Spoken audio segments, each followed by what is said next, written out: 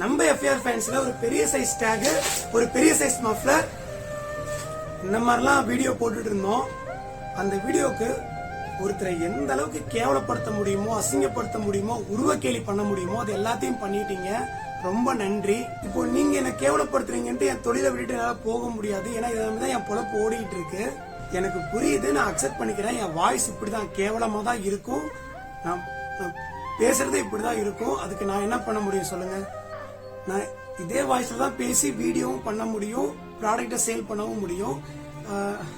அது அப்படிதான், வேற ஒன்றும் பண்ணவும் முடியாது. எங்களை காயப்படுத்துறதுலயும் கஷ்டப்படுத்துறதுலயும் உருவக்கேலி பண்றதுலயும் தான் உங்களுக்கு சந்தோஷம்னா அந்த சந்தோஷத்தை நீங்க அனுபவிச்சுக்கோங்க. நிறைய கிண்டல்களும் கேலிகளும் தொடர்ந்து வந்துகிட்டே தான் இருக்கு. ஒரு வீடியோ பண்ணாலே அப்படிதான் வந்துகிட்டே இருக்கு.